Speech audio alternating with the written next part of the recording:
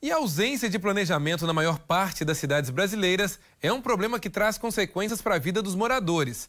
Isso vai além das construções irregulares e de imóveis sem registro. O problema da falta de planejamento público afeta o trânsito, a saúde, a educação, bem diferente dos bairros planejados. Vejam a reportagem. A falta de planejamento urbano é um problema enfrentado em todas as cidades do Brasil. Ruas apertadas, calçadas quase inexistentes e sem nenhuma acessibilidade, terrenos irregulares e falta de saneamento básico são alguns dos problemas encontrados. Os prejuízos ficam não só no presente, mas no futuro. Compra um imóvel. Esse imóvel não tem documento, muitas vezes você tem que entrar com uso campeão. Você vai construir sem alvará da prefeitura, sem projeto. Depois você vai querer vender, você não vai conseguir vender. Por quê? Porque o imóvel, ele não está regularizado. Então você só consegue vender à vista, né? E para regularizar ele é um processo muito grande. O que você vai gastar para regularizar, talvez, se você conseguir, é o dinheiro que você deixou de fazer um projeto, né, aprovar na prefeitura. O bairro planejado é diferente de um condomínio fechado. Nessa modalidade de empreendimento imobiliário, uma grande área da cidade, geralmente distante do centro, sem ocupação e infraestrutura, é urbanizada para receber construções residenciais ou comerciais. Os benefícios são para os futuros moradores e também para quem vive nos arredores. Às vezes a pessoa acha que ela tendo regular, ela vai ter problema com o IPTU, porque eu vou passar isso. Mas na verdade não é isso. Na verdade, quando você entra na regularidade, tá certo? Você passa a ter benefício com isso também. A empresa responsável pela área viabiliza tudo, desde o paisagismo até a comercialização dos terrenos. E em acordo com as prefeituras locais, promove a demanda por creches, praças e novas áreas de acesso à região. As mudanças, então, influenciam a todos. Na verdade, nós estamos trabalhando hoje de forma a estar ligando o nosso empreendimento ali no Salvaterra. O que acontece? Isso, com essa ligação, a gente acaba também impactando toda a vizinhança, porque com isso a gente consegue diminuir o fluxo de veículos nas regiões adjacentes. A Caixa Econômica Federal possui vários tipos de financiamento, seja para adquirir um imóvel novo ou usado, para construção, habitação social e imóvel comercial. Mas para ter acesso a essas vantagens, é preciso que o imóvel ou terreno esteja regularizado. Principalmente pesquisar, tá? Porque o GPM hoje realmente está muito alto. Mas você pode financiar um lote quando tem documento, num bairro planejado, que com certeza que ele tem documento, você vai olhar a matrícula, se ele tem matrícula individualizada, né? Você vai olhar se ele já tem IPTU, né? Esses bairros novos que estão iniciando, o IPTU sai depois, mas a matrícula já existe, né? Tendo isso, você pode comprar tranquilamente. Engana-se quem pensa que o sonho de conquistar a casa própria em bairros planejados é somente para pessoas com boas condições financeiras. Se você fizer o planejamento, com certeza é possível. Não é só para quem tem dinheiro, não. Pois é, se planejar, né? Para falar sobre esse assunto agora, eu quero conversar com a Laura Marques e com o Ricardo Ribeiro. Ricardo, a gente viu uma reportagem agora de um exemplo de um loteamento aí de Juiz de Fora, né? Mas a gente sabe que as questões realmente são importantes porque várias vezes há sérios problemas em relação à infraestrutura das cidades, mobilidade urbana. Enfim, como é que está também essa situação aí pela cidade? A gente percebe que já está tendo um planejamento maior ou são apenas alguns casos isolados?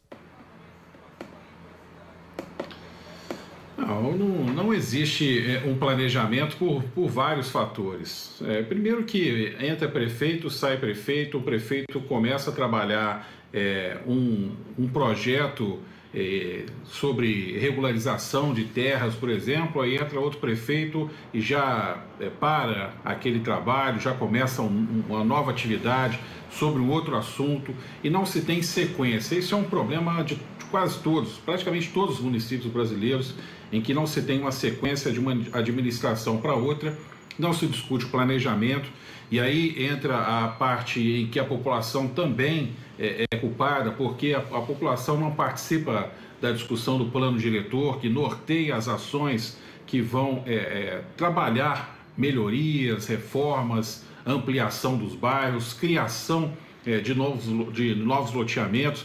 Muitas vezes se critica por exemplo, votação na Câmara dos Vereadores sobre nome de rua, mas é necessário que se faça isso. É preciso que os vereadores votem sim e coloquem nome nas ruas. Isso é muito importante, até para que aquele morador daquele bairro tenha dignidade e também tenha facilidade para que a prefeitura possa demarcar aquela região, a CEMIG entrar com a iluminação pública, enfim, você criar um ambiente para você ter ali uma comunidade. Então daí a importância para que se tenha aí um nome nas ruas. Agora, existem diversos problemas que ocorrem aqui em Juiz de Fora, onde a cidade vai crescendo muito para o alto, né, se verticalizando. Isso foi discutido, inclusive, na última eleição municipal, e não se pensa em melhorias como rede de água e esgoto. Isso tudo se coloca depois. Primeiro se faz o prédio, né, o edifício, para depois se discutir como que vai, para onde vai esse esgoto, como que a água chega até esse local. Você tem uma unidade na Avenida Presidente Itamar Franco, por exemplo, que mais de 1.500 unidades, e para onde vai todo esse esgoto? Para embaixo da Independência? Como isso é votado, como isso é discutido, a sociedade, a comunidade participa dessa discussão?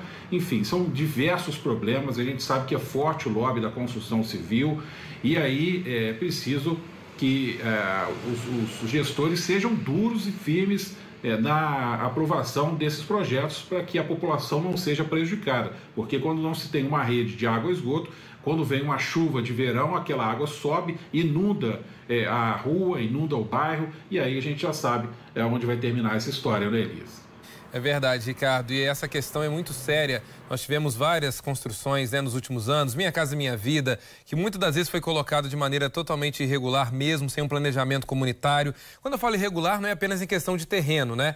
Mas digo em relação também a esses planejamentos ao redor, né? O que a comunidade tem a oferecer, o que as pessoas têm para falar sobre esse assunto. É um assunto realmente muito importante e relevante na atualidade. Mas a gente sabe também que é realmente fundamental que haja um investimento nessas questões, ainda mais no Brasil. Eu queria falar com a Laura também sobre esse assunto. Ô Laura, como o Ricardo bem disse, às vezes falta esse planejamento, né? Mas num bairro, por exemplo, que está sendo planejado, num loteamento, você tem ali várias possibilidades, né? As prefeituras, geralmente, elas fazem um projeto. Esse projeto, ele é acordado ali, se o loteamento faz asfalto, coloca iluminação, quais são as características para isso. Imagino como é que não deva ser aí em Belo Horizonte, né? Esse fenômeno também acontece aí pela região? Olha, Elias, aqui em Belo Horizonte a gente tem várias áreas que são ocupadas de forma irregular atualmente e que foram ocupadas de forma irregular ao longo dos anos, né? A capital mineira tem aproximadamente 120 anos de idade, né? É uma cidade que foi planejada na época pelo engenheiro e urbanista Arão Reis, foi planejada para ser a capital de Minas Gerais, no lugar de Ouro Preto.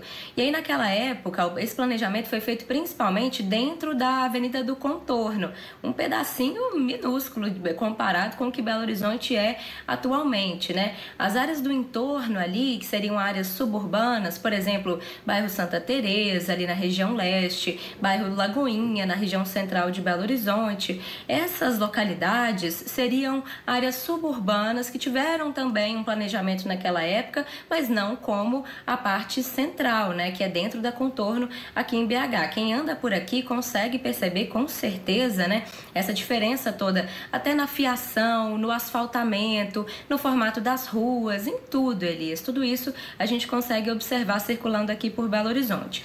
Mas ao longo dos anos, desses mais de 100 anos aqui em BH, os bairros, as pessoas foram ocupando outras partes da cidade. Nessas áreas suburbanas, acabaram vivendo principalmente as famílias que vieram para cá para construir BH, que eram famílias que não tinham dinheiro suficiente para comprar lotes dentro da Avenida do Contorno, que era uma região mais cara, né? E até hoje continua sendo, inclusive, né? E aí, aos poucos, esses bairros foram se espalhando ali, até se encontrar, né? Até a gente formar toda a região metropolitana de BH, né? Muitas cidades quase que não tem divisão com BH, Contagem, Sabará, essa divisão é quase que imperceptível mesmo. É uma questão de uma rua para outra, assim, né? E aí, por exemplo, o bairro Caetano Furquim, que fica ali nas proximidades de Sabará, era uma região por onde chegava os materiais para a construção da capital mineira. Tem outras regiões, por exemplo, Barreiro também, que foi onde essas construções foram acontecendo de forma irregular, né, sem esse planejamento como era o restante de BH. Quem me contou um pouco dessa história toda foi a arquiteta e urbanista Cláudia Pires, daqui de BH, que é uma estudiosa desse tema aqui. E ela disse que até hoje, esses bairros que não foram planejados sofrem ainda com problemas de infraestrutura. O nível de qualidade do planejamento de esgotamento, de fornecimento de água, de energia elétrica, tudo isso não tem o mesmo nível de qualidade que a parte mais planejada aqui de Belo Horizonte. E aí, pensando nas favelas, nas ocupações irregulares mesmo, nessas localidades não tem esgotamento, não tem drenagem. Esse é um ponto muito importante, porque quando chove um pouco mais forte, sem a drenagem, o terreno desliza e com isso as casas vão embora, né? Uma destruição terrível que acontece, inclusive, no período de chuvas aqui em BH. No ano passado, quando a gente teve aquela chuva de 100 anos, né? Que foi um evento, um fenômeno fora do comum, né? Vários deslizamentos aconteceram aqui por BH, inclusive nessas regiões não planejadas. Elias. Pois é, Laura, é muito difícil. A gente espera que isso comece a mudar no país, né? Quem sabe agora com novas propriedades, com um novo planejamento, a situação não fique melhor. Laura, muito obrigado. Daqui a pouco eu volto a falar com você e com o Ricardo.